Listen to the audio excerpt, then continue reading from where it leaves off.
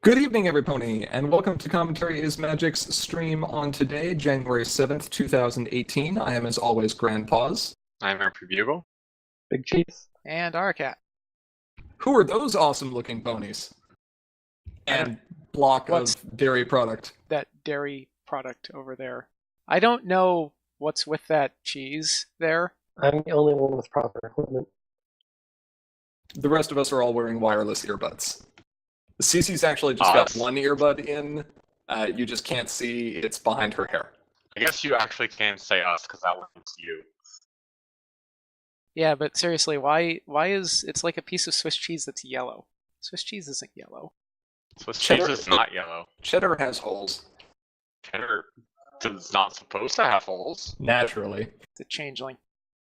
Clearly a It's changeling. It's a changeling. I love it. It's changeling cheese.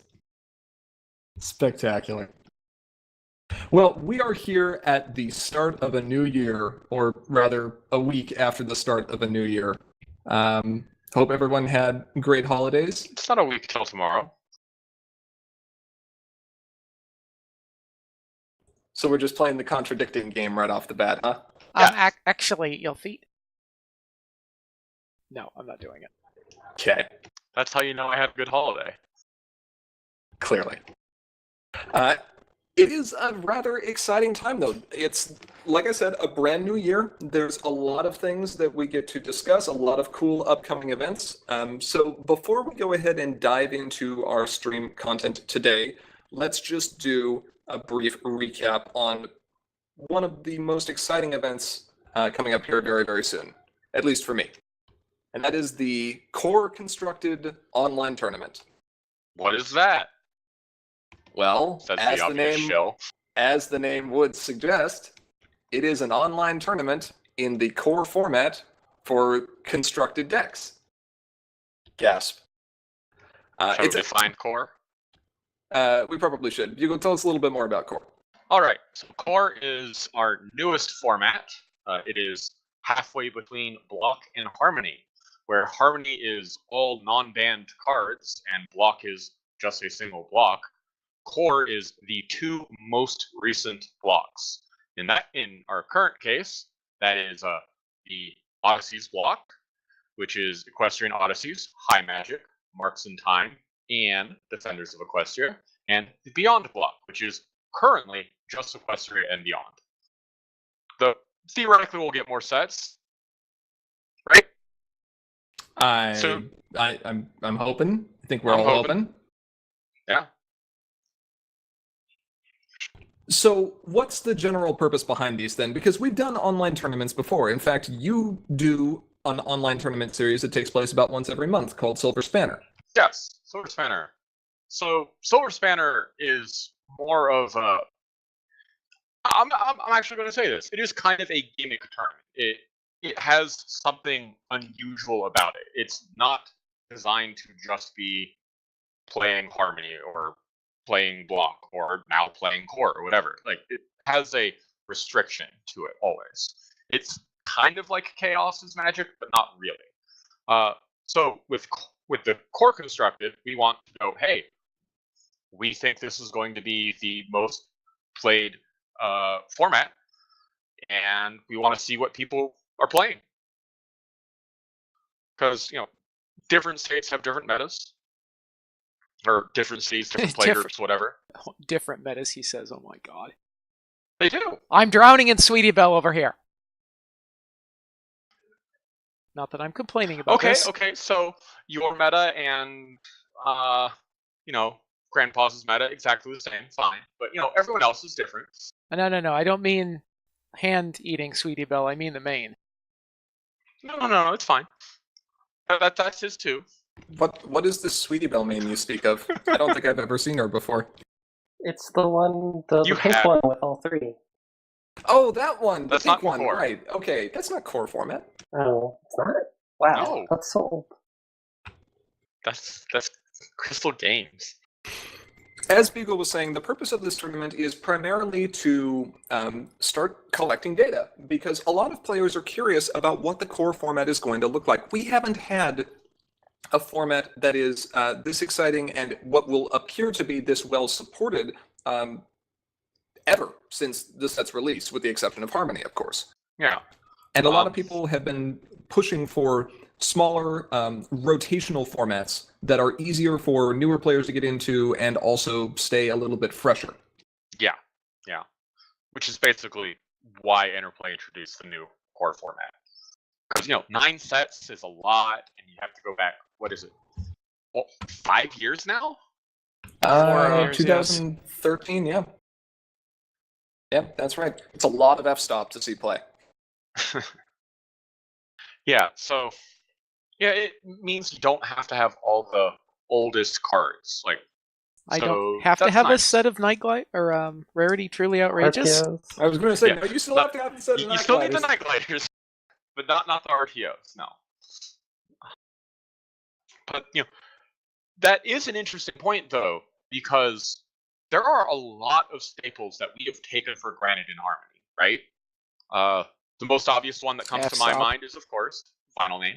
F-stop. F-stop's number 2. I don't think anyone took f-stop for granted. No gyro, no TSUV, no carbo loader, No full steam. no Oh, full no. steam. The poor children, the Uh, foals out in the field crying because they can't have their full steam. Only Most of our Applejack. powerful epics gone. Like the one that saw the most play that is in core right now is Trixie. Rip Nightmare Moon. Yeah. She was nope. a bad pony. She knows what she did. There Go are away still Nightmare forever. Moons, just not the big bad scary one. But like you're talking about, Bugle, there are some cards that we still have that are going to be staples in core. It's a new format. Eventually a meta is going to develop. And so that's what we're here to talk about today.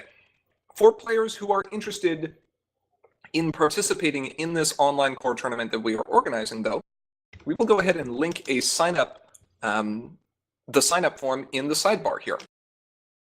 The tournament sign-ups will remain open until a week from today, so that'll be Sunday, January 14th. Yep. We will be giving you the last call then, for sure, if you're watching. And this tournament series, very much like Silver Spanner, is expected to repeat at set intervals. We are planning on these being 3-week tournaments. That means that there may be multiple people who will be tied for first place, but that's okay, because the purpose of this is really just to see what decks have a tendency to perform well over time. Yep. And of course, we'll be sharing all of our data with everyone, Yes. whether you participated or not. Yeah, you will notice on the signups that a deck list is required. These deck lists will be shared with everybody. Not initially. They won't be shared until after it. They're going in a repository somewhere, which we won't look at until the tournament's done. In fact, someone from Sim is always not going to be playing in this, so they can administrate this. Yeah, even better. That's right. With that, though, we are going to go ahead and dive into what we believe to be some of the core cards in the core format, the ones that kind of define their categories. And what are we talking about when we mean categories here? Are we meaning like blue and pink and yellow and friend and event and resource? Yes. No, we're not. Why did you must have had a really good holiday. No, by category, we're talking about cards that are serving a specific purpose. So these can be things like hand disruption, or resource removal, or big threats, or even particular types of problems, or point acceleration. Yep. Lots of categories. And a lot of these cards will probably be familiar to a lot of you. That's okay. Like, it's still worth pointing out, hey, these cards are still good in this new format, and some people might not know why a particular card is seen so frequently, right? Like, you and I, we know that Factory Jack is a strong card, but some people might not, so it's worth talking about these kind of things. Exactly right. So with that, let's go ahead and dive into the core of core with our first category, which I believe is must answer threats. Sound the alarms. We've got You mean like problems. Magical Arena? Yes, Yes. that is a must-answer threat. The threat is finding a place to keep them where, they won't hurt anyone. I have almost 3 play sets of Magic Arenas. It's very sad. It is very sad. Hey, Well- they make all you need to do is Well, pull crap. the foil off of those, and just put it on your ultra rares from Sequestria and beyond. Oh, Just ship the things to Yucca Mountain. Come on. Just hide them where they will never be seen by the eyes of man again. That's fair. All right, so must answer threats. We are talking about cards that as soon as they hit the table, your opponent better have a response to them, or you better have a response to them if they're landing on the opponent's side, because the longer they remain in play, the worse stuff is going to get for you. These are maybe not necessarily your only win conditions in the deck, but they are very, very impactful and in many cases could carry you on their own if left untouched. we're talking stuff like F-Stop here. Right, but we don't have F-Stop. So No, let's... not F-Stop. Things with as much, well, nothing has as much impact as F-Stop, but comparable impact to F-Stop. I mean, Fluttershy Guidance Counselor had a lot of impact. Okay, sure. That one's banned. Bulk as well. Yes. All right. Number 1 in this category, Spikebird, Master of Serenades. Ceremonies. Ceremonies? It's Spike. Salutations. Gesundheit. It's Kanye. What? He doesn't have the shades for it. It's fine. I thought he So- does have shades. Yeah, so you see the flavor text on this card. Phillies and Genitals, get ready. The missing words there are to remove this. Basically. You see that We've big already... that big Go ahead, open Laura. mouth right there? That big open mouth? He wants, Wants a pumpkin. Wants a pumpkin. He does want a pumpkin. But he's also going to eat your hand, and probably some of your friends in play, and a lot of other things. We have highlighted the deck that we believe Spike is best in on our previous Deck Discourse series where we talked about Moonlight Sonata. And Spike is the enabling card for that particular deck to work. Luna also does a lot of work, and we'll talk about her in a moment. But Spike is such a tremendous threat, even in just the turn that he enters play. If your opponent has any action tokens remaining, you probably want to try to get rid of Spike with any immediate event or effect that you have as soon as he comes into play before your opponent can play a single card. Because I guarantee you the next card they're going to play is going to hurt.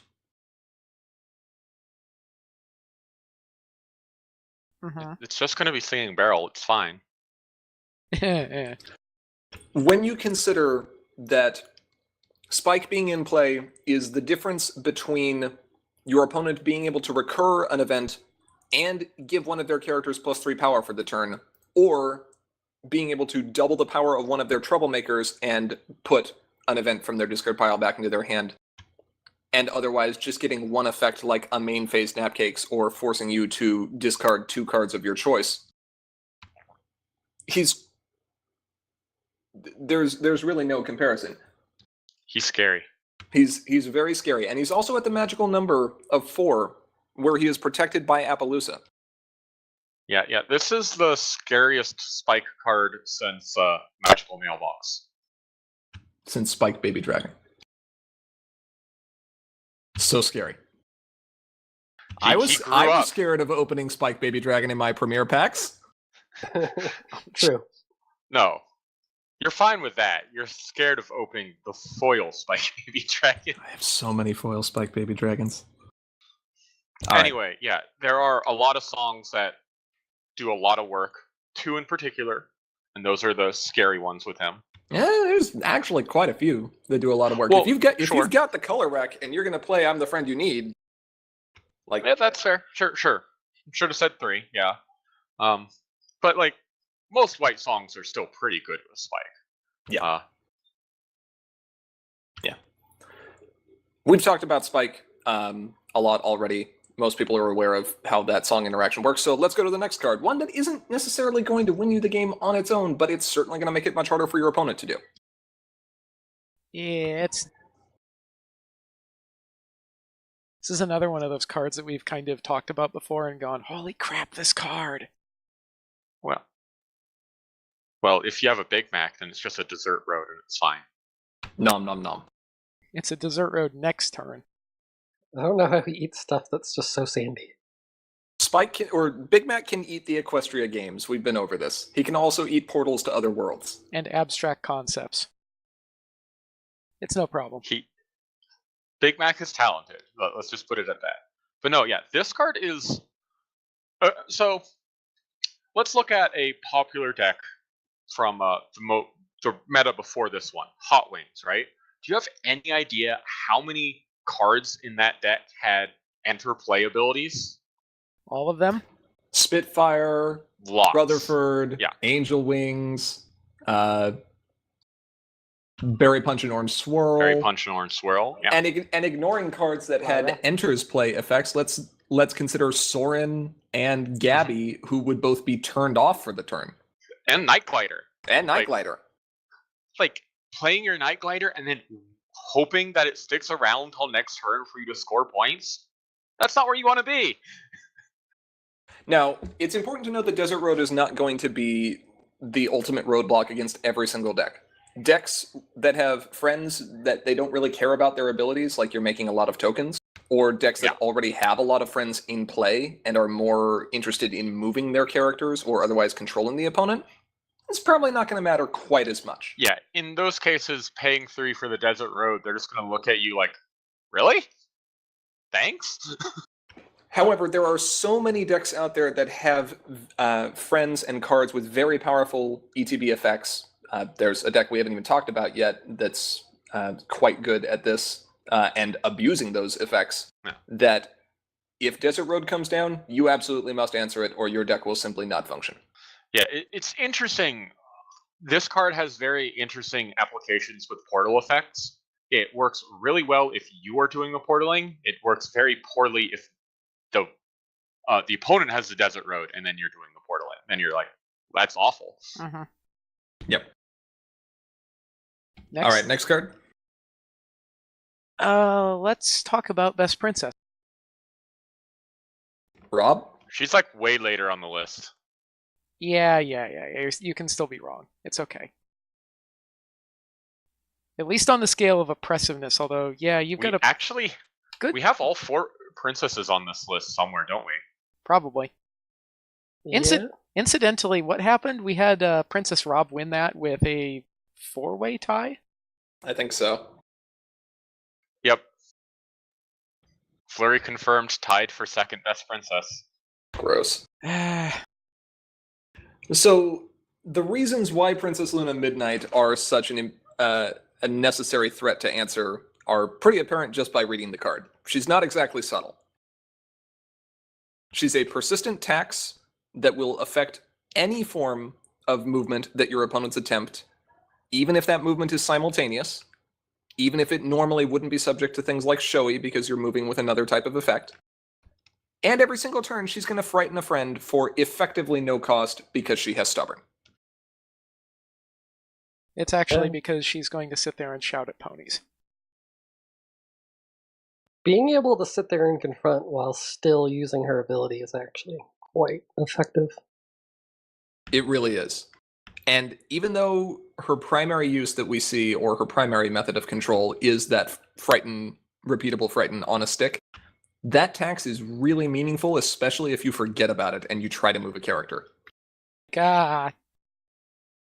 Anyway, the long and short of this, Luna's scary. Also protected by Appaloosa, also in the colors of Appaloosa, same deck as Spike, be careful. She's scary. She's very scary. But there's another card that has had 5 power, another very scary friend. Jeez, who are we talking about? Thunderlane. Sunderlane. Yeah, he's like One Punch Man. Those games. He fights villains and is not afraid of anything. I mean, he afraid of some things if he's there. And he also won't freaking sit still. No, I want to go over here. No, over there. Here, there, all over the place. You, sit down. No! So, how would you like to fight a villain, fight another villain, DFO, and it costs you 0 AT? Seems good. Seems good? Seems good. Seems like a card that I would probably want to play. You But forgot. do I have to? But do I have to play it the turn in advance? No. Oh. Hasty. You Oh, also seems really good. you also forgot the bit where you confronted both problems and the dilemma that you I played. said You said- DFO. Oh, you said sure. DFO. Fine. You could triple or quadra or quintal. You know, whatever You you can probably But do you know, like that 20 actually costs something you confronts AT. now. 'Cause you had to actually play the dilemmas. Eh, Yeah, it's interesting. Thunderlane is kind of on a different level than Night Glider, because if your opponent manages to resolve a Thunderlane and win a face-off, Thunderlane is actually considerably scarier because he can enable a lot of stuff just by himself. Night Glider, there are multiple ways that you can shut her off from being as effective as she could be. But Thunderlane's By- ability just to start DFOs for no AT is really, really scary. He's pretty good Pegasi. Yeah. Like, he defined a deck. Like, Luna and Spike define a deck now. He defined a deck in the past, and he's still good. Like, Still good. But you know what's better than Thunderlane? Sticks. Sticks. I like. Flutter guys. Pick. Peck doesn't use stick. I mean, it might. It might. Doubt it. No, I wouldn't. No, wait, it starts the face. Maybe? So. Oh, that's true. Yeah, about that. Anyway, so hey, you know what's really cool? A main character with more power than 3. How about like 6? Yeah, how about like 6? You know what else is really How cool? about like 50? What if your main character could Frightening friends. Fairy is right. There is no giant red targeting reticle on this card when there very well should be. There probably should be. We'll get to So- that though. We'll get to that. We'll get those altars for you.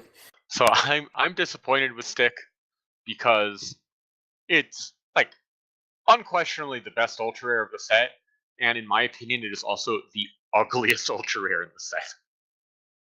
I think it looks fine. It's just so dark and bleh. It's a very evil artifact. Well, it's being wielded in a very evil manner. We don't actually know anything about the artifact. It's a MacGuffin. All I know Exactly. is that the first time I ever used a stick was in the hands of Grubber, and that's like a combination you don't want. No, it's real bad. So, Stick is incredibly good for very obvious reasons. Having a main character who is very difficult for most cards to interact with at 6 power means that you have a single character who can often confront problems entirely by herself. Or himself, in Grover's case, or Capper's case, if you're playing Capper.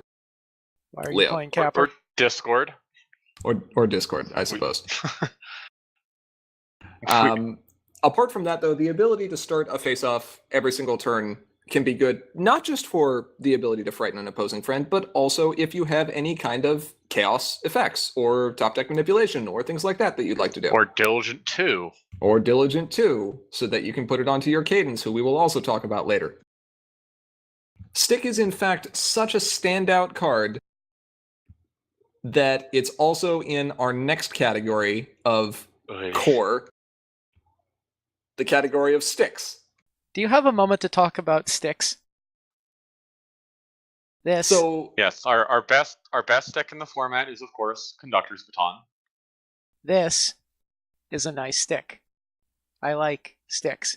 Anyway, let's take a look at a very old film and see how it would have gone Ugh. if. No, shut up. I'm doing this. It's gonna be great. Play pets. Look, stick. You stick. See stick. Yeah, look, stick. Look, stick. Stick, stupid. That's a stick, boy. Look at this. Yeah. And then he just drives off because the thing's like, sticks! And yeah, sticks. They're kind of good. so, sticks. Okay, next category. The River. No. Resource removal. Now, why do we need resource removal? Because of Sticks! Sticks. Oh, okay. Desert That's a good- Roads. That's a good answer.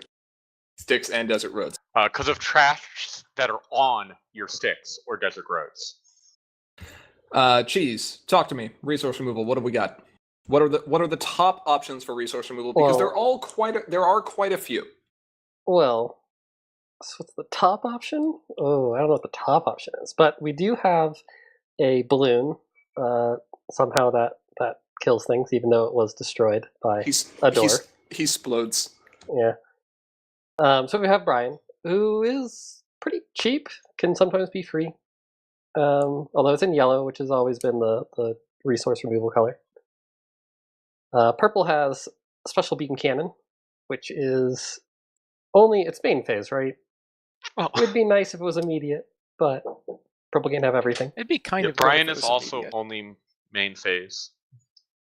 But sometimes the opponent starts a face off and at the end of their turn, and then suddenly Brian shows up and goes, "Oh hey, Yeah. that's fun." So we've got the beavers, which are immediate. Yes, that can matter. And with, yellow like, is sticks. starting to make a comeback. So, you got to be It's ready for these little critters. trying real hard. Yellow's doing some work. So then we got Big Mac, who is just kind of funny and somewhat effective. He is more interruptible than the others, but he also has the potential to eat multiple things. I mean, he's as interruptible as Brian. Yeah, More so. He can go through multiple phases there. Multiple priority windows. But rarely. I mean, Rarely yes. would you have the card in one case and not the other. I mean, sure.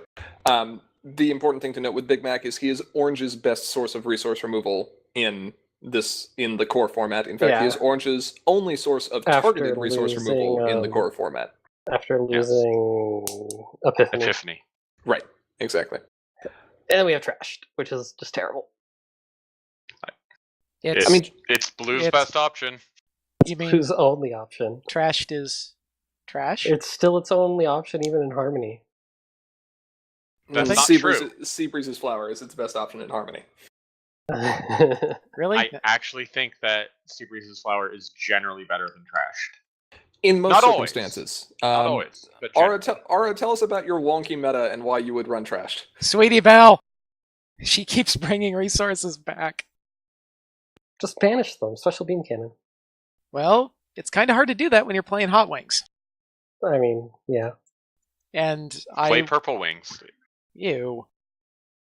Now, there are other resource removal cards, but again, we're focusing on the best ones within each of these categories. Trashed is not necessarily great resource removal, but it is the best option that's there for blue. The one that exists for white in a Petite Sneeze is so expensive and so bad that it's probably not even worth mentioning. And Yeah. Just splash Brian and Beavers. or, whatever. Or, yeah, just splash something else. You'll thank me later. So now that we know how to remove resources, let's talk about removing friends. Bugle, why don't you handle this one? Friends. Why would you think I like removing friends? I Talk have about no the idea. cards, Bugle. So, okay. I quote, if I could name friends with changeling mimics, I would name friends with changeling mimics. End You quote. can't, and you never will. So But you would if you could.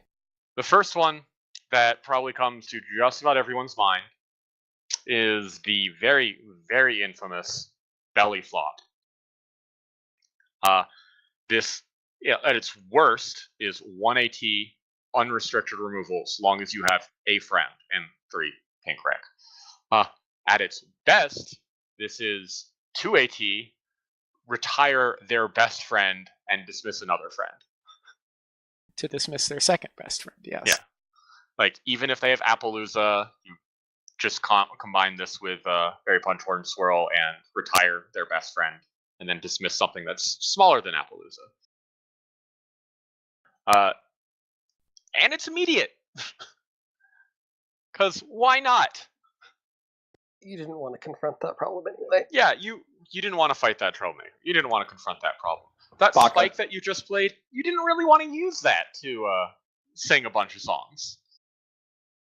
No. Next up is kind of, sort of not removal, but it's close enough. It's soft removal. Certainly another infamous face in this category. Yep. The one, the only Prince Rutherford. Yak Smash. Yeah, Yak's scary. Board state not perfect. Board Snake, not perfect. Yak Smash. Yak Smash. So, frightening is not permanent. We all know this. But if all you need is to delay them temporarily, Rutherford is just amazing. Especially since we don't have a lot of protection against Frighten. We have Appaloosa, but that's not used in most aggro decks, which is typically where you want to frighten an opposing friend to stop their DFO or whatever. Plus, he's a 2-power body. Like, he's just hasty and frightens a friend for free. And that's great. And he has a promo, so you can play Big Pimpin' with him. And at the end of the day, is the number of foils in your deck not the best indicator of how good your deck is? Yeah. Exactly. His 4 rec is very high. It does make him harder to slash than most other forms of removal. So you normally play him in a blue main deck, but he just does so much work. Plus, there's some things that you frighten, like, is almost as good as just dismissing them. Like Kevin, never getting that color again. Harsh Judge, never getting that name again. Well, maybe, but that depends on the next card we're going to talk about. Yeah. Oh, also very infamous for sure. Napcakes. So Napcakes is really good because, well, for 2 different reasons. Not only is it getting rid of a small friend, but it's by putting it on top of the deck, you're either denying them a draw or ruining their flip. Both of these can be very powerful. You know, the best thing to do is to incorrectly Napcakes after the flip and put a Rutherford on top of their deck. That's the best. That sounds awful. Yeah, by Napcakesing before the flip, you know exactly how much power they're going to have. Exactly. Because you just count what they have on the board, and then you put 2 of it on top, and then that's what they're flipping. So that's exactly how much they're flipping. It makes the math easy to know when to Napcakes. Sometimes you Napcakes just to get rid of something forever. Like, like Harsh Judge, sure. But yeah, don't do that Rutherford thing Cheese just said. Just don't. Also passes the promo test. Acceptable. Also, this is a 1AT card that you will play early that can deny the opponent most forms of entry.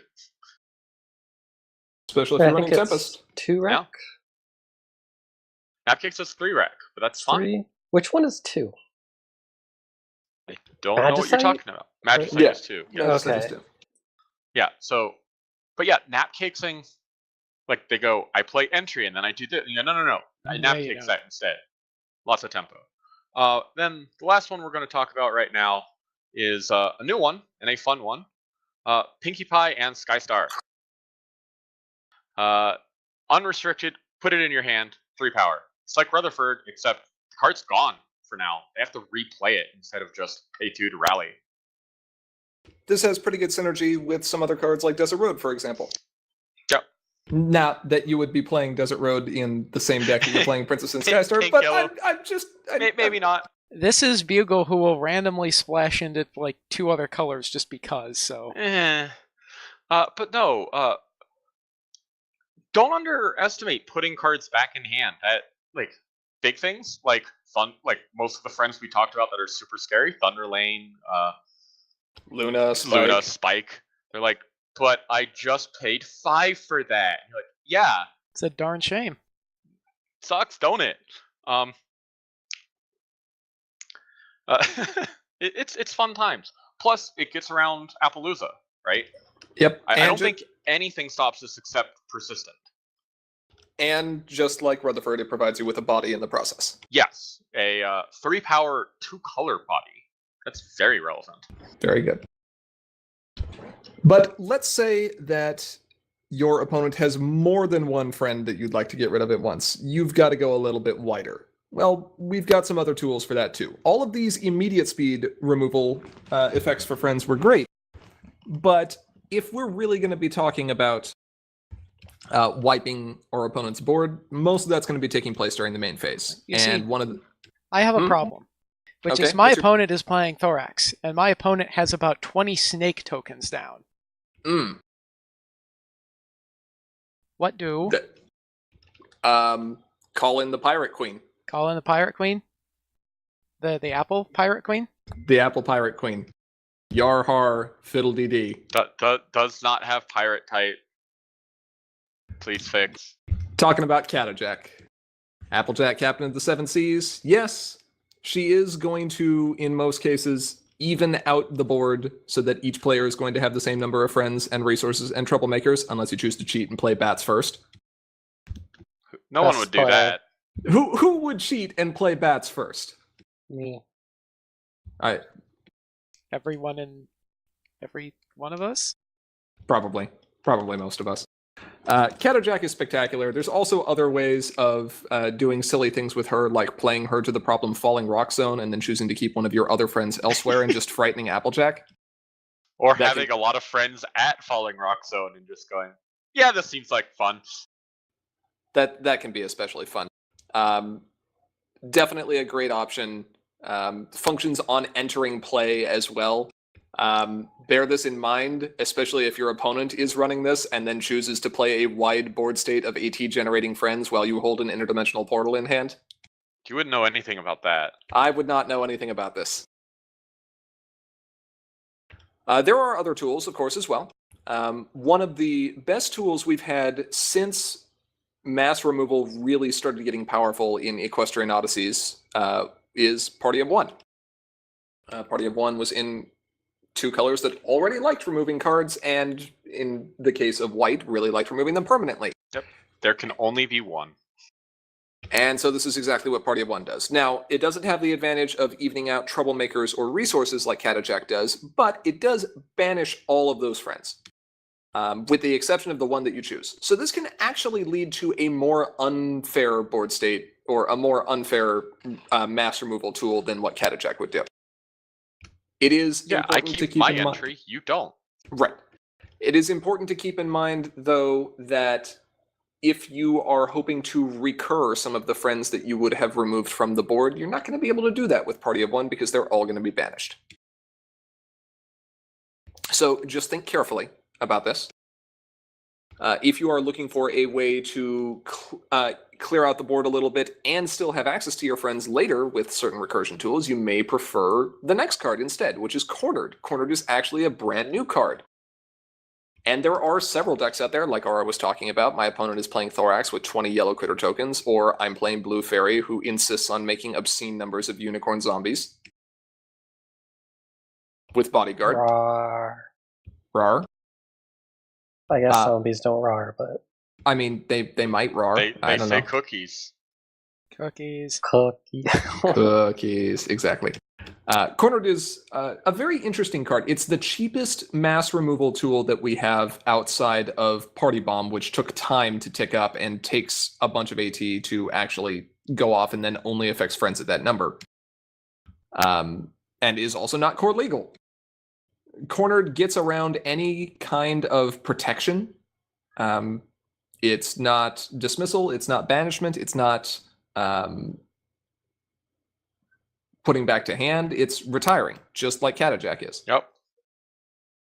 It does leave more friends in play, but that's honestly okay. If your opponent is mostly playing a wide token strategy, most of their friends aren't going to be that impactful anyway, and you can actually keep your board state in a healthier position than you would be with either Catajack or Party of One. Yeah, just because you're both getting 3 doesn't mean it's an equal 3. Right. Especially with bodyguards. Now let's talk about potentially the most one-sided mass removal tool that we have in the game right now. Potentially? Well, it doesn't work just by itself. The main 6, they need a little bit of help. They need a retire engine.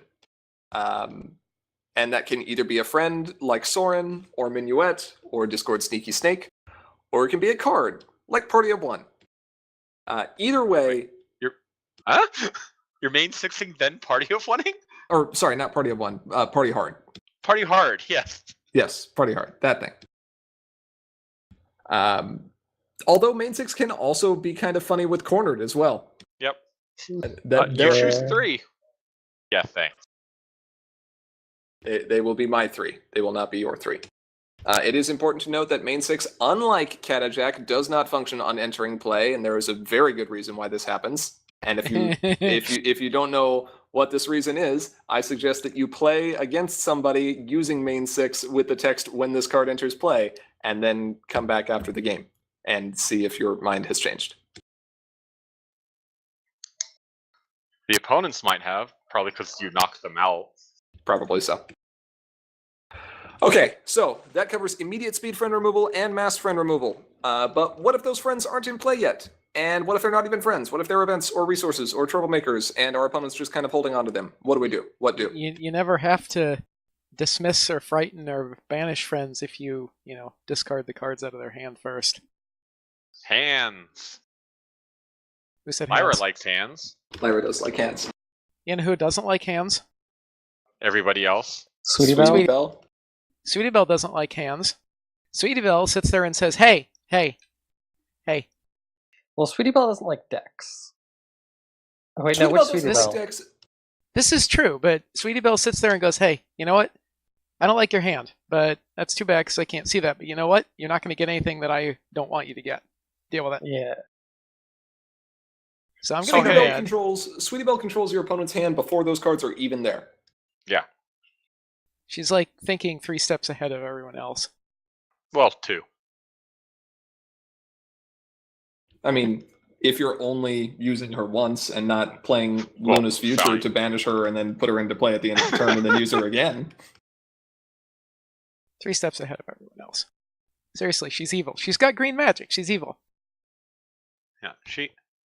Yeah, this is not direct hand disruption, but controlling what the opponent is drawing is still hand disruption.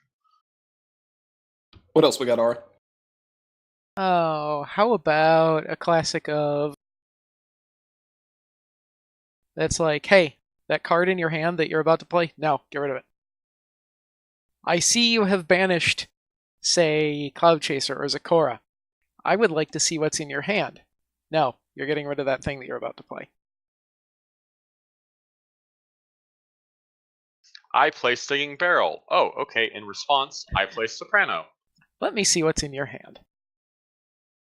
Oh, there's this one card in your hand that you could only possibly be wanting to play, and that's why you played Barrel. So let's just make you go ahead and discard that and make you waste an AT. In a later turn, I will return Singing Barrel to my owner's hand in order to be able to play it again, except I'm going to Soprano you first and make you discard Singing Barrel. Aha. Yeah, Yeah. Ponytone. Relevant. Basically, Sweetie Belle's big sister, she's kind of evil too. Not If, as evil. if you wonder where the I evil mean- came from, it's right here. Look at that face. Does this look like the face of Mercy? No. Find the music in you. Find the card in your hand and discard it. Okay, so we've sopranoed our opponent. We've seen what's in their hand. We've taken one of their cards, but there's another card we're worried about coming down next turn. What do we do?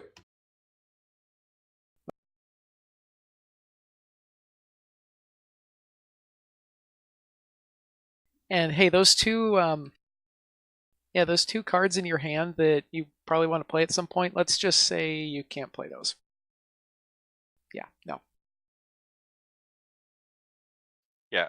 Harsh Judge works best if you know what's in their hand, but sometimes you don't. Sometimes you just have to guess based off the contents of their deck. But even that can be pretty effective.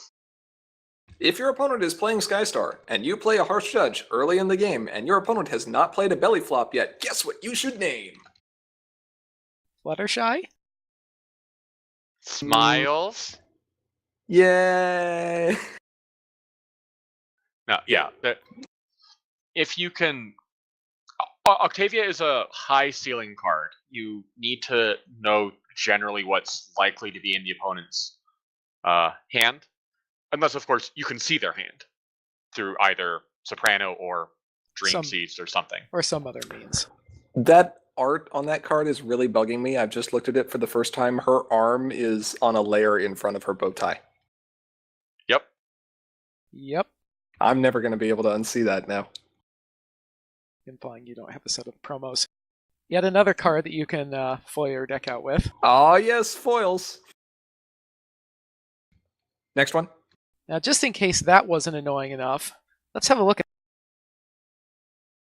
one of the Storm King's minions, Grubber. He's I a liked him minion. better when he was a hedgehog. You liked him better when he was a hedgehog? I did. Yeah. Well, he's just a troublemaker here.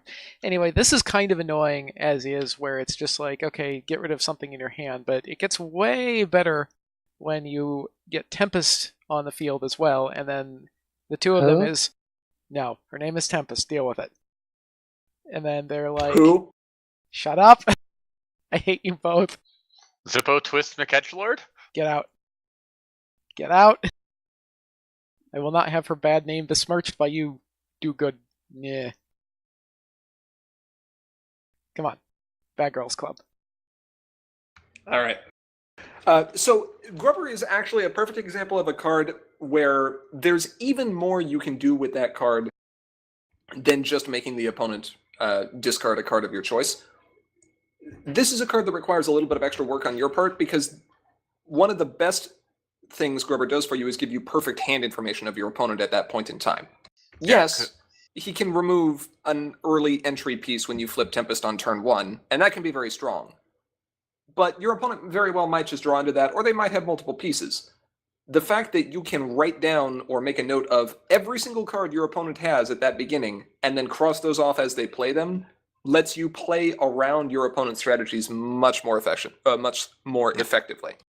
Yep, and like, while Soprano does also look at their hand, you don't have perfect hand knowledge, just close, since they do draw off of that. Exactly right. Grubber is one of those cards where you probably want to have a notepad with you. Mhm. And speaking of cards where you may want to have a notepad with you,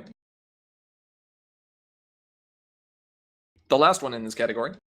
Family Feud. Although I'm not sure why you'd need a notepad for this one. Because you see their hand. You get perfect hand knowledge. I mean, yes, but it's like you're trying to make a pun or something here. What you need for a Family Feud is a camcorder so you can remember later what, your Sharon said about our Daryl. Tempest, Berry Punch, Tempest, or wait, Fizzle Pop. There it is. So Ah. how come no one ever, when this card comes into play, how come no one ever says, show me belly flop? I'm going to start doing that now. Yeah, Because you sit there for 10 minutes thinking about what card to name. This is also true. And then you lose the game because they were playing aggro and they're already at 14 points. nice. No, I don't know why no one does that. Like, that would have been a much better way to lead into this. Thanks, Bugle. Yep, good suggestion. All right, let's pick up the pace here and go to some Troublemaker Busters, because Troublemakers are kind of a pain, and not every deck wants to deal with them. So, what do? Bust. Bust. Explode, Bust. vanish. Crack. Must bust. Crack. Turn. Immediate speed, banishes a Troublemaker, can happen before Changeling Mimics even has its tax effect in play. Seems good. Kind of good. Okay. Adequate. Adequate? Just Adequate. adequate. I mean, No, this you thing's need amazing. Two whole rack. Oh, Wine-Mo No. complain. Yeah, this is like probably the best TM Buster in core, if not Harmony. Next. Turning Point. This is your favorite card, right? Yes, because it's where our queen sits there and fakes Starlight out and then smacks her. Yeah, that's what she did. She faked her out. It's not like she was thinking about it or anything. She wasn't thinking about it. She's committed to this whole evil thing. Look at that face. That is the face of commitment right there. That was the face of evil. Yeah, on the right. I mean, yeah. Turning Point is kind of interesting in that it's not going to actually do much. Well, you can use it to dismiss opposing epics, and that can be very good. And you can also dismiss opposing non-epics if you really want. But if your opponent has a Mimics or some other very frustrating non-epic troublemaker in play, it might be worth an extra card from your hand just to take it. Mine. I also Otherwise, liked the- discarding double diamonds to this. That was very niche. Yeah, it's still good though. There's still some good stuff. You can discard Spitfires with this too, if you're also Oh in. yeah, discarding Spitfire. Not bad. It's okay. Yeah. I like this card a lot. It's not immediate; it's only main phase, but usually that's when you want it. It's true. Only thing is that this suffers from the event tax on Mimics. Yeah, well, and it doesn't stop their farming if they're farming. Correct. What else have we got? Let's say we're trying to confront, and we need to get around this. We want to start a DFO. Opponent has troublemakers. What do? I'm waiting to see your image for this.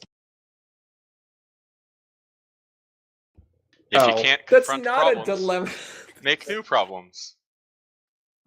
Yeah, it Why? doesn't say dilemma on it. Fail. No, it doesn't. That's true. Okay.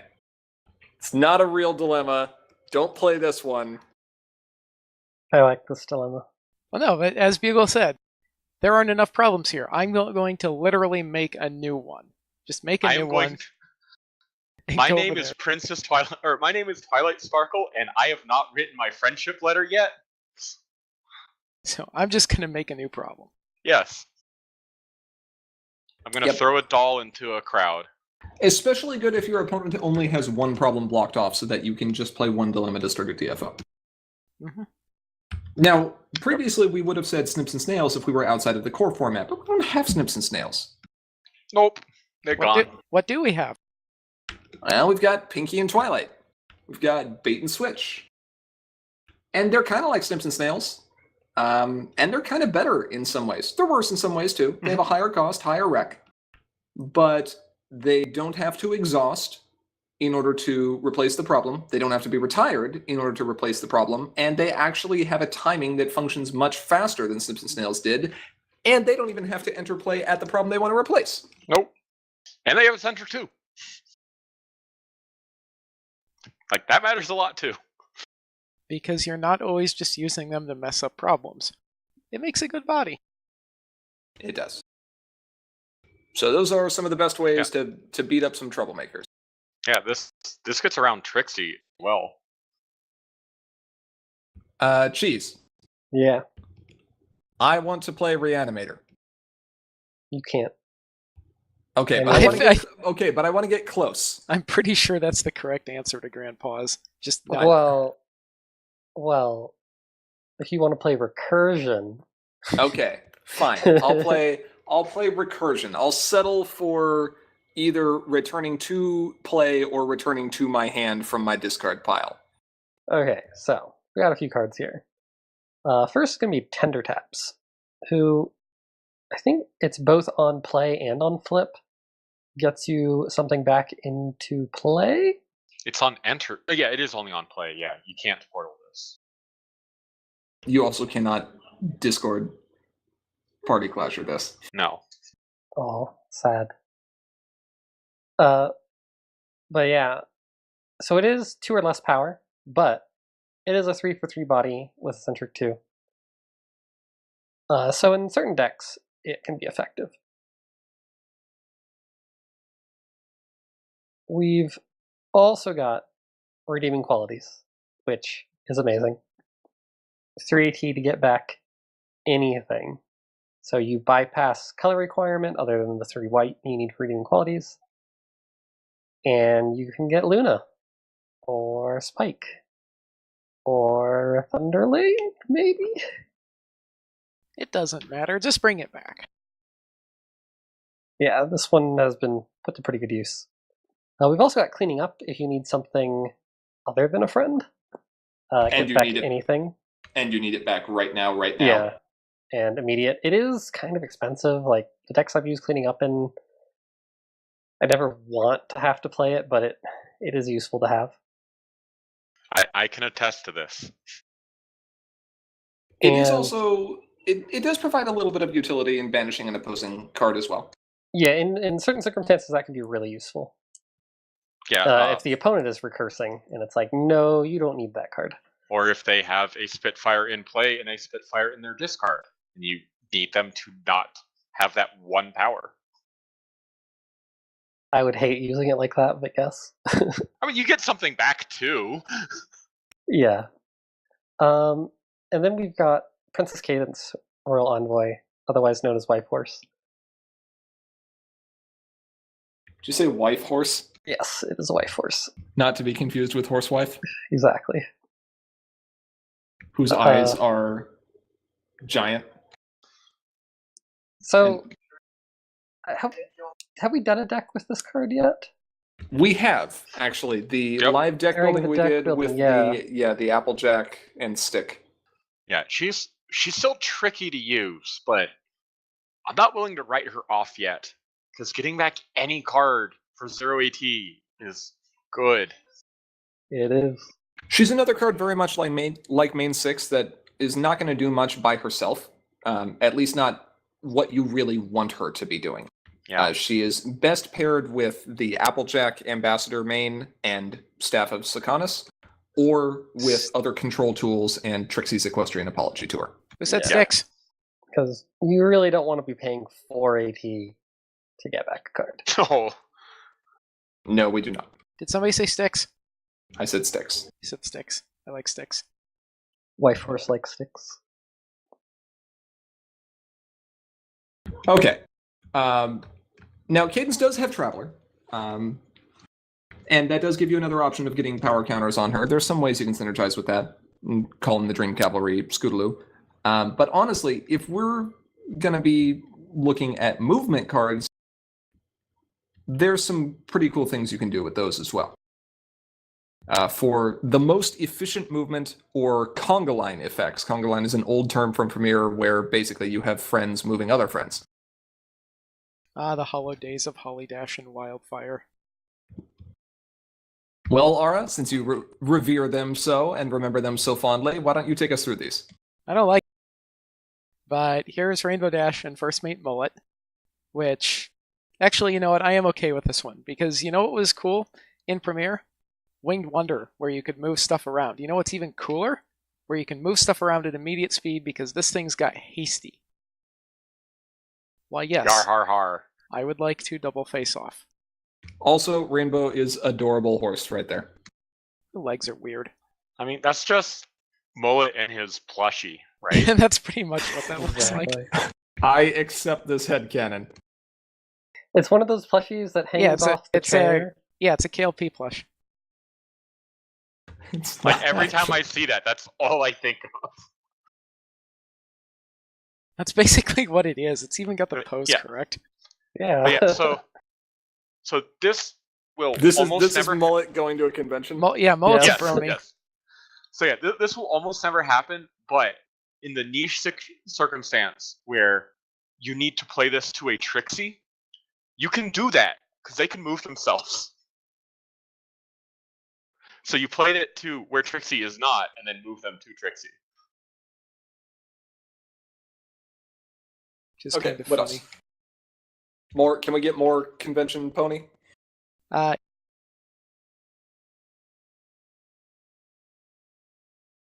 Who is stubborn and pay 1 to exhaust this card and move one of your characters at immediate speed.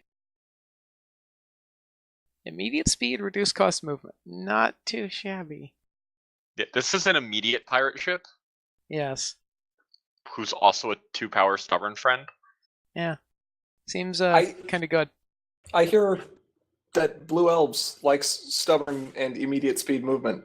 Yeah. He also readies when you play First Mate Muller and Rainbow Dash. Oh, so relevant. When you really, really need to move 4 friends for 580. When Eh, you absolutely positively must move those friends right now.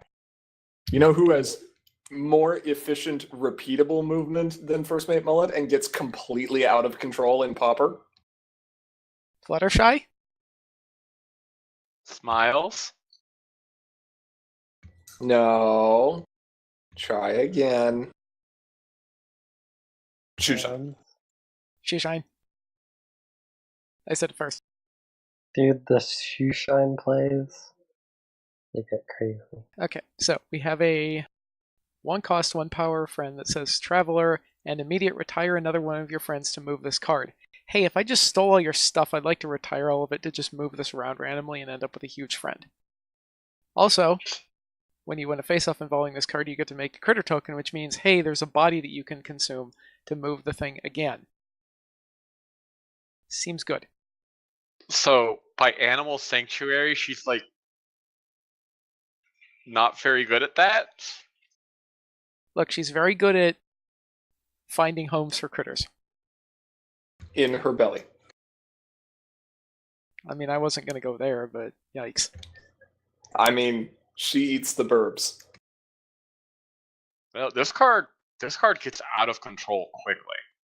Oh yeah, especially with a problem like banquet banking. Also, very, very relevant. Unlike other cards like Sorin, Shushan says retire another one of your friends. That means that if you take them with Berry Punch or Swirl, they can't just retire themselves, or she can't just retire herself. Somewhat niche situation, but possibly relevant. It has mattered. I've been in games where that's mattered. Now, can we take a moment and talk about the best yellow friend that I think we've seen since Guidance Counselor? I was about to say, if you don't say something about Guidance Counselor, I'm going to say Guidance Counselor. I think it's the best yellow friend since Guidance Counselor. I The think best you're. mono yellow for sure. I think you're right. We've got Princess Celestia Day Shift. There you go, Cursed. There's your Celestia What's card. with that look on her face? Like, I don't really know what it is. She knows what's up. She's She's smug that Luna's being cropped out of the No. frame. She's sitting there looking at Twilight, just going, "You're such a dork." So I'm pretty sure that is what she's actually So- doing here. Cursed said that he had, because of this card, he had heard the most beautiful words to his ears ever.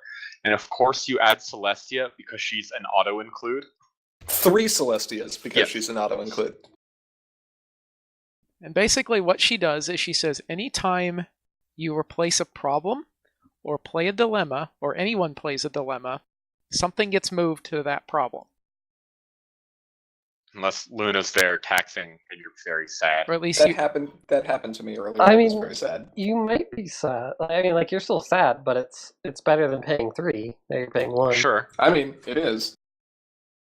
Celestia saves you a tremendous amount of AT over the course of the game. The longer she's in play, the better she gets. The more face-offs you can start, the better she gets. And guess what's really good at starting face-offs? Having characters basically stay at problems. Moving your main character with a stick. Moving Moving your giant your changeling citizens. calming stuff, like Move your calming stuff. Move your Or your conga line eccentric. stuff. move your vexing stuff, Move your eccentric stuff. Move It's your showy actually- stuff. Move There's a all lot of of the things that things. like to be at problems. yeah. This actually makes a lot of previously unimpactful things potentially more impactful. Yep. It's like Scootaloo, but automatic and faster. And on their turn too. It's And kind- on their turn, yeah. It's kind of good. And play Dilemma, get free friend there, or character there even. It's Play kind of- Pinky and Twilight, get character there. kind of good. Yep. It is good. Now, Speaking speaking of problems entering play, let's there's a lot of decks out there that are going to be running dilemmas now. For very good reasons. Yes. Some of them are easier to confront than problems. Some of them are going to give you ways of confronting around troublemakers. Some of them just have very powerful effects. But there are really 2 types of dilemmas. Well, there's 3 types of dilemmas. There's aggro dilemmas, which we're going to cover now. There's non-aggro dilemmas, And bad dilemmas. and bad dilemmas. Correct. I like paying 2 for 8 power and an irrelevant ability. I don't. Feels bad. So instead, let's pay 1 for 5 and a very relevant The- ability. probably the iconic Tyric's reign of of terror. terror. Jinx, Also Trot. which is a dumb acronym. But Not it's a an dumb accurate acronym. one. Anyway, everyone's probably seen this. This card, yeah, good. Blue's just sitting here and like, hey, I'd like to get a point and scare something of yours. And bypass your Troublemaker or your 10 power problem. And optionally, bypass a troublemaker or an annoying to confront problem or any other number of things. But yeah, basically, this is kind of a good dilemma. Yeah, Especially because you can confront it with Thunderlane. yeah. Or remain with a stick. Remain with a stick. What else do we have? Candlelit Infiltration. More blue dilemmas. This one's new. This one is new. This hasn't seen much play as far as my metas, but hey, let's keep something at a problem instead. Yeah. Yeah, you remember what we just said about Celestia?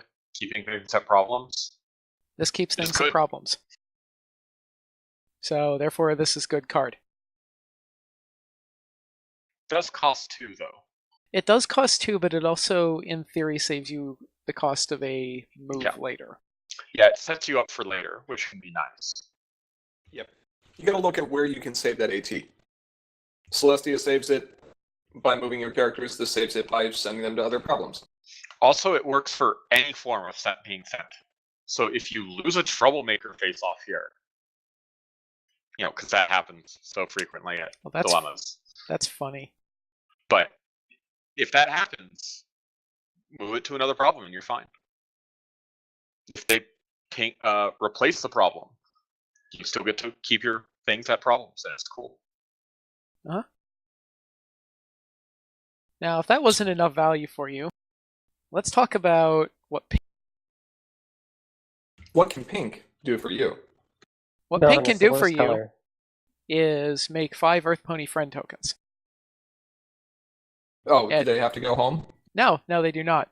Because this is a triggered ability, and it happens after the problems are done replacing, so you can drop those 5 friend tokens at the new problems following ADFO. Yeah, one of the questions that people frequently ask about this card is, well, what order are problems replaced in? And for the purpose of this card, the answer is it doesn't matter. The triggers won't process until they've all been replaced. Correct. 5 Earth Pony tokens for the cost of 2 AT is pretty good. Honestly, this is a card you might choose to play even if you're already DFOing or already confronting multiple problems. Yeah.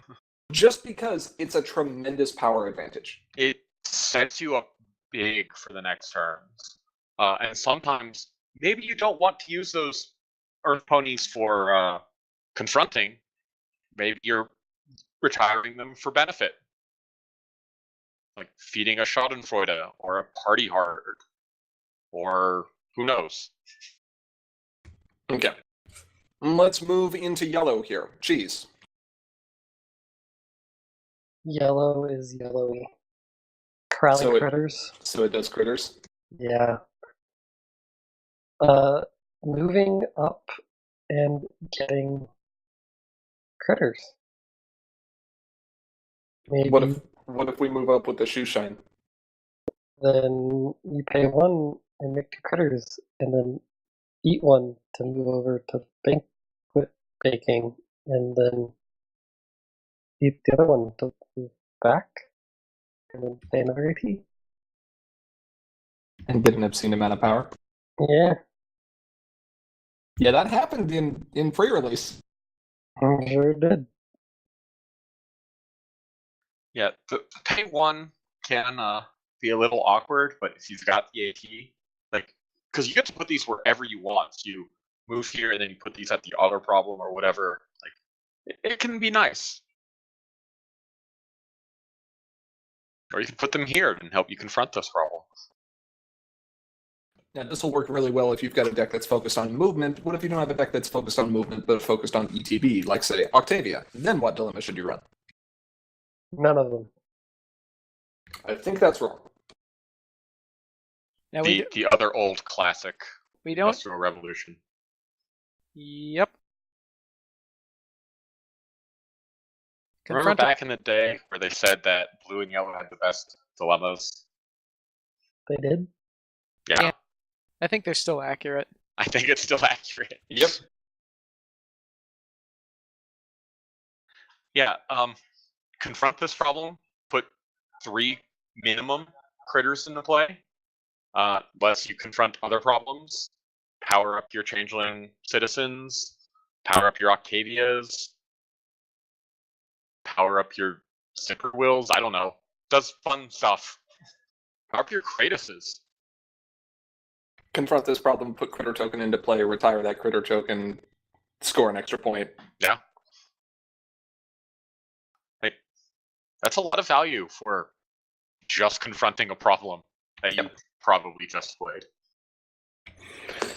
All right, so those are the best choices for aggro problems. There are exactly 2 non-aggro dilemmas that I believe we would suggest considering playing. The new purple one and the new white one. No. No, in fact. I don't even remember their names. How about no? How about orange? How about Orange? How about the new orange one? How about the new orange I one? still don't like adding problems that can get rid of your troublemakers. Perhaps not, but there are situations where this will come in handy. Does make a new problem that can be confronted, but it also makes it harder to win face-offs. Any kind of face-off. Yeah. So, if they DFO, maybe you're scoring those bonus points now. Maybe it wasn't worth it for them.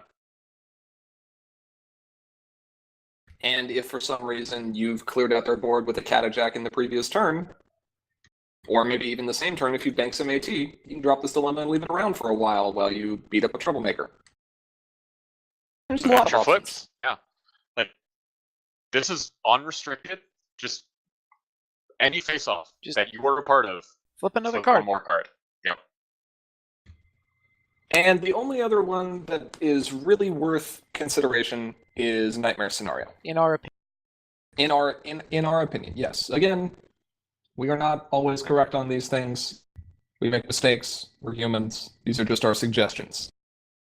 But Nightmare Scenario is another dilemma that is potentially worth playing, kind of for the reasons that Cheese brought up that he didn't really want to play Protect the Princess, and that is it creates a very, very difficult to confront problem for the opponent, and gives you a powerful ETB effect. Enters play effect, I think this is the only dilemma with an enters play effect. I believe you are correct. Probably. We have a few with Leafs play and many with confront. This is the only one that when you play this, you do something. Yep. And it's good. It Because you is. get to drop a troublemaker from your hand into play face up, and we have several troublemakers now that are very relevant to do that with, like Grubber, for example. Yeah. Or Mimics. And at only 6 for you to confront, and 10 for your opponent, it's not Yeah. bad. Sometimes you're actually making an easier to confront problem for yourself. Speaking of easy to confront problems, Aggro problems? let's talk about aggro problems. Let's talk about the easiest to confront problem. For everybody, Forever. forever. This is a problem that people were joking about they would never make, and they did. Searching high and low. And it was fine. It is fine, yeah. 2 for me, 2 for you, no bonus. So big question you might be wondering is, why is this an aggro problem if it has no bonus? Well, you see, there's these mains that say, to turn this card over, you gotta confront the problem. I don't think that's the exact wording. Maybe not, but that's the gist. And 2, well, I guess 1 would be even easier, but 2 is currently the easiest if that's ever going to happen. Yep. Good for cards like Gummy. Good for cards like Well, just playing a 2-power friend if you really want to confront on turn 1. Good for Skystar Chicken. Good for Skystar Chicken. Best for Skystar Chicken. Only acceptable answer for Skystar Chicken in Ara's Correct. opinion. If running Skystar, open with this. Yeah, it turns things on quickly, or lets you DFO quickly, or both, and that's very relevant for aggro decks. Now, are you always going to run 2 of these? Not necessarily. Yeah. In fact, in most cases, probably not. The one exception Probably. might be if you're trying to run the DOE Fluttershy main. Yeah, maybe there. But apart from that, one of these is usually going to be sufficient. How about one that we want 2 copies of? Well, To There's a- Griffinstone? 2 Griffinstone, yeah. You gotta move a thing. Aggro like- decks like moving things. I like moving things. Any of your characters do this problem for free. So, like, at worst, you're moving your main, right? So it's 3 free power to this problem. And, 1 bonus isn't amazing, but it's so easy to confront, that's not an issue. Right. If this is allowing you to start a DFO a turn earlier than you would otherwise be able to, that lack of 1 problem bonus is far less relevant than it would have been when you scored the bonus on confronting. Yeah, exactly. Trigger Finstone, very good card. Plus, this can do silly things, like if you have a day shift, now you're moving 2 things here. If you have a Scootaloo, you're moving 3 things here. Or, 3 things to 2 problems, whatever. Yeah, exactly. What about Wife Horses Preggers? Yeah. Don't tell anyone. Nope, don't tell anyone. It's a secret to every pony. This card is surprisingly good. Like, saving AT is good. Most people will say they don't like paying full price for things, right? Yeah, This is like a sale every day. I really liked this card in Burp. And it gets even better with hasty cards, and I think Pink has those. I think Pink does have some hasty cards. I think a lot of them are multicolor, but I also think a lot of them are primary color. Yeah. Or monocolor, rather. Yeah. We've got Soprano. We've got Spitfire. Spitfire, we've got Hasty Pinky and Cadence. Skystar. Yep, we've got the Pinky Transform. We've got Pinky, Tempest and Grubber. Does it say hasty on it? Yes, this problem is kind of cool. Yeah. Plus, it's only 6 to confront. It is 3 pink, so you do want to play pink friends here primarily, but it's still cool. Also, it's 7 for the opponent, which is even so it's easier for you than them.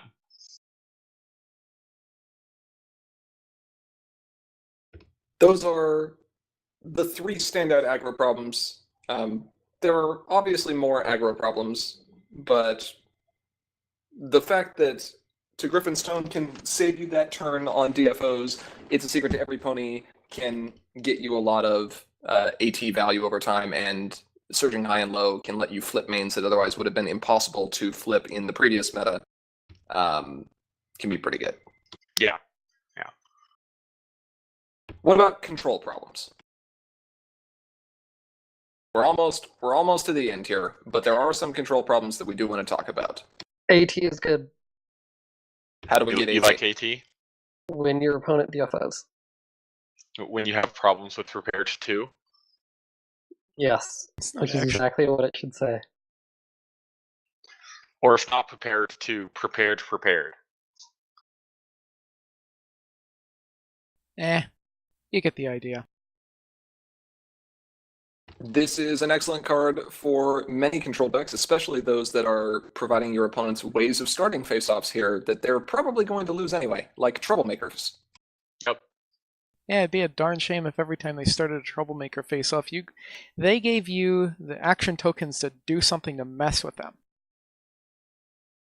Oh wait, that would actually be really cool. It sure would be. Soren's eyes look so big and sad here. Also, 10 is a lot. Like, a lot. 10 is a lot. 10 is kind of the magic number. If you are running a control problem deck and you are not giving your opponent the highest possible Rex to confront, there should be a reason behind it. Right. Like, you want color. Or you want to save AT or whatever. But 10 is generally what you want. Now, Cheese, you were saying you liked AT. Yes. Let's get more AT. Let's get more AT. Hey, Every turn. you know what would be really cool? My main character doesn't do a whole lot. Doesn't, exhausted draw cards or anything. She Its just name kind of is Skystar, and she has no tax. sits at home and has seashell friend tokens. Well, let's put her to work and make her take tests and get us tokens. He Yeah, turns this is- her into a paper twy. This Well- isn't. Well, minus the meticulous. Literally a paper twy. This is an example of a control problem that you might run, even though its confront rec for the opponent is not that high, just because the value of 1 AT is so very, very strong. Especially if you have other ways to back that up. If you have eccentric, if you have ways of disrupting the opponent so that they're not going to be confronting for several turns, you can easily make a lot of value out of this problem. Yeah, you use that AT to overcome the fact that you don't have that 3 extra wild power for them.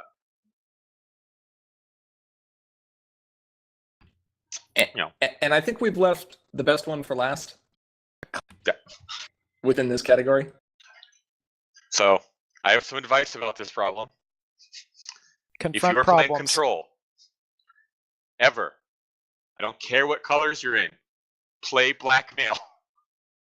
I don't care Even if if you you literally can't can't confront confront this it. problem. Run 2 copies of blackmail. Run 2 copies of blackmail. You I can hear play- free, So I hear free good. photo finish is good. I hear free photo finish that you can't miss the mandatory Yeah, you trigger can't on it. forget about. Yep. How many photo finishes have I missed on stream? How many photo finishes have we all missed on stream? Collectively, dozens, All of I'm them. sure. Enough to win a Enough game, to at win a least. game. Plus, it's got that magic 10 for the opponent, and the magic 0 bonus. I have had my opponents flip into their own 0 bonus problem, the new one, the new blue one, and I flip into blackmail, and they're like, "I don't even want a DFO. That's awful." Yup! Sure is. Yeah, blackmail is an excellent problem. Now, we're on our last category here, and it's a fun one, because what player doesn't like to close out the game faster? What player doesn't like to win quickly? Yeah. Well, Yeah, people speaking of who are points. being sadistic and, trying to mill your opponent out entirely. But other than that, No, I'm a control player. You mean you're trying to get to 14 points and then intentionally flip a Slender pony. slender pony? maybe. Well, I have a question though.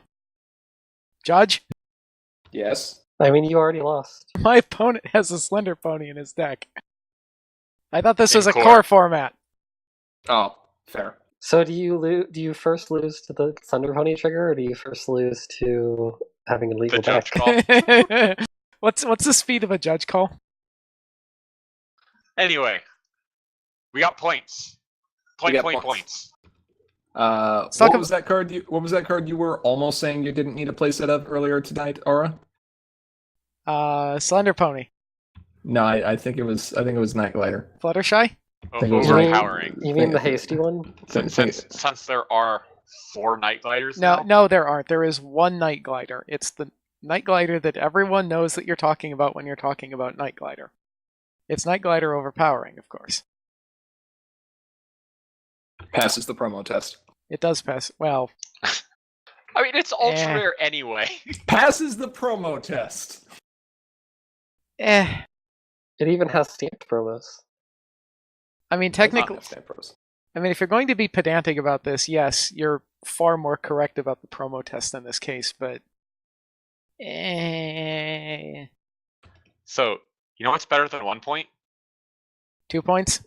2 points. You know, it's better Night than Glider. 2 points, 6 points, Two- because you have 3 of these 2 things. Points, 6 points. Yeah, that's exactly where I went as well. But that card's not in core. Judge, So Night Glider is awesome. 2 cost, 4 power in face-offs where it's relevant.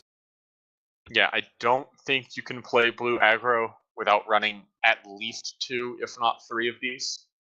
At least not to have it be top performing. No, Oh, I yeah. agree. Yes, you should absolutely have some Night Gliders in any blue aggro deck. That's right. But not every aggro deck is going to be blue. Some might run other colors, like yellow. Like yellow. Like yellow. Wait, what? Yellow aggro? Yellow aggro. Yellow aggro. It could be a thing. Probably will It be. might in be a fact. thing. Why is it going to be a thing? Bunyip. Well, and Celestia, but Bunyip helps. Well, mostly Celestia, yes, but Bunyip is helping.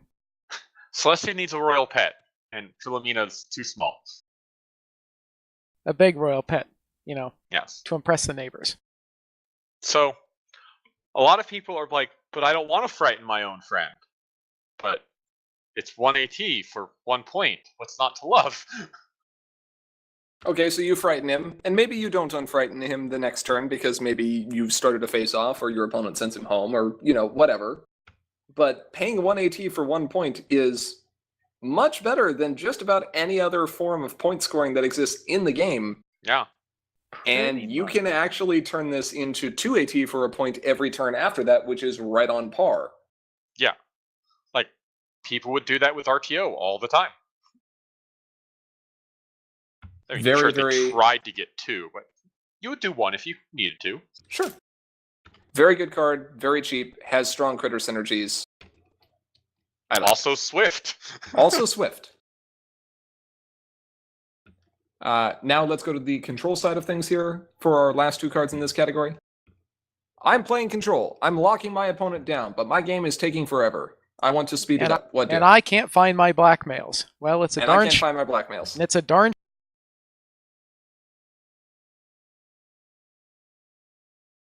provided you Except remember for her it's trick. on Yeah, the- sure is a shame. I guess I'll just have to confront problems 15 times in a row. Oh wait.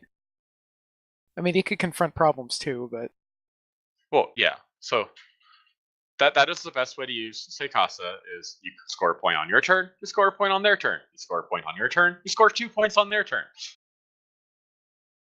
or you could, tell your opponent to quit doing stuff because they're interrupting the magics. Yeah, control decks want the opponent to not score points. This is how they work. And what better Right. than a card that rewards you for doing your job by giving you points when you make them not do theirs? Yes.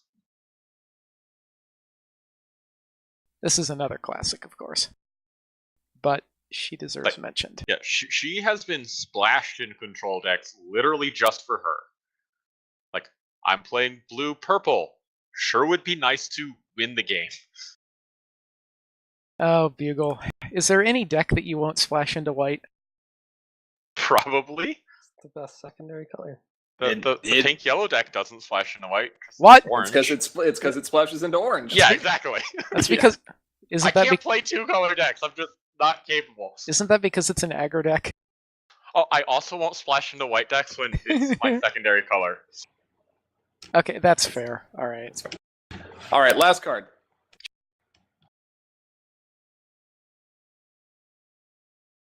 See?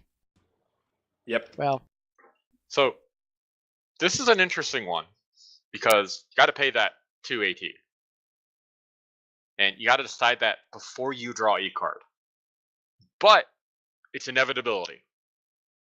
If you can afford that 2 AT every turn, you will win in 15 turns or however many turns you need. oh, but this actually has a really dumb synergy that I quite like, which is you can have a Rainbow Dash uneven ground out and just know that you're Oh. okay with sitting on 2 AT during your opponent's turn and grinning at them and going, one of 2 things is happening. This is either turning into a point or you're getting messed with. I'm That fine is with actually either. pretty funny. Yes. I did not even realize that interaction, and that is kind of great. Our queen is Uh, best queen. There is actually another way to use Changeling Throne. It's not just for control, though it generally is going to be found in control. Sometimes your aggro deck runs out of gas. You can never confront a problem again. Sure, it'd be nice to not need to confront problems to score points, right? Yeah, I guess you could. You could throw Throne in there if you really needed to. Or, if you were playing purple-white and you wanted to claim that you were playing an aggro deck because you had point acceleration, even though really all you were using was Moon Dancer, and you want to claim that this is in control, and you say, "Oh, no, I'm playing. It's not aggro Are you calling someone out here? No. Yes. Maybe. Aggro deck. You can run Changeling Throne there as well. Okay, I think we've all lost our minds talking about the best of these Exactly. cards. There are Yeah. other good cards, of course, as well. But within those categories that we mentioned, these are definitely among the top, the cream of the crop. Cards you should be aware of, even if you're not playing them. You should be aware that probably the opponent might be playing them if they're in those colors. Or in that strategy, rather. They are, in fact, things to be aware of. A thing that is worth noting in the context of the core constructed tournament that Commentaries Magic is running is we are allowing proxies, so even if you don't have a playset of these physically, well, Go print one out. go print one out. Can't find sticks? Print sticks. Print It's like sticks. printing money, except not at all. Thank you, Skitter. We like that picture too. The one of Changeling Throne? I'm just going No. to assume it's the one of Changeling Throne because that's also a good picture. The one where Grandpa's is staring at this block of cheese and is clearly very hungry? I am very hungry. I like cheese. Cloud Chaser and Rainbow Shine are having a nice little conversation, and I'm just like, cheese. Oh. I like sticks. That's why we're separated. Yes. That is Yeah, exactly that's what I why was thinking. there's another commentator between See, the I two don't- of you. Rainbow Shine does not look okay with this situation. That's like getting, I don't know, between the, yeah, no. Nah, it's fine. Anyway, that will about wrap up our discussion on the topic of the core cards of the core format for today. We would like to give a big shout out, of course, to all of our patrons on Patreon. Thank you so much for your regular support. If you aren't currently a patron, but you enjoy what we do, please consider donating, because doing so will give you some awesome rewards like the ability to vote on polls to determine what future videos we produce or who Best Princess is, a chance to share your own deck creations to be reviewed live, and Twilight. even the ability to challenge members of Sim or other patrons to feature duels using some wacky rules. If you- Also, we're getting close to one of our goals, too. We are getting close to one of our goals. We're coming very close to the Q&A stream. So a few more patrons on there, and we'll be able to do something very special for the community, which we're excited about.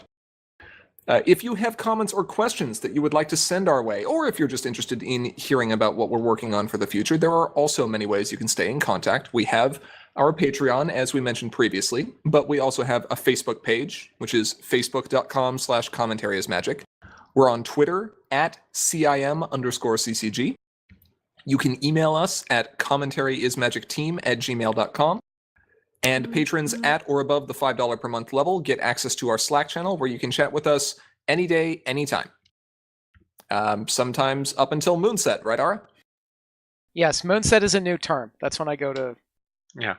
Yeah, weren't you complaining at 3:30 in the morning, like, today? Yes, I was actually. It was I think actually. I was on. No, it was later than that. It was like 5:30 or something. I was on Mumble. It was like this morning or that morning. Yep. It's like, So why are you here? come give us reasons to stay up that late. Oh, I If don't. you're looking, No, don't. We have I don't jobs. need reasons to stay up that late. I'll find reasons myself. Don't ask me what I was doing at the lathe at 3 a.m. that's fair. If you're looking to watch any of our previous videos, including tournament recordings, you can find them on our YouTube channel, which is also linked in the sidebar. Please make sure that you subscribe while we're there so we can fix our channel URL. With all of that said, though, thank you to each and every one of our viewers, both here now and watching this recording later. Next week, we're going to be talking about... I'm trying to remember what next week is. That is actually a feature duel. That's right. We have a patron duel. So if you want to see one of the rewards for being a patron, which is getting to challenge one of the Sim members, that's going to be going live next Sunday. With all that said, though, thank you again to everyone. We are, as always, Commentary is Magic. I am, as always, Grandpaws. I'm Emperor Bugle. Big Cheese. And the constantly getting in trouble with random stuff Aracat. Make sure you sign up for the Core Constructed Online Tournament, and we'll see you all in a week. Yeah, have fun, guys. Bye-bye. No, really? Nobody else is going to say bye? No. That was 3 of us. Cheese, Wow. Cheese has been out of it for like the last 30 minutes. Yeah, okay, that's fair. You're in a different time zone, so It's not that different. it's close enough. All right, whatever. Completely different. It is Anyway. not completely different. Anyway, bye-bye.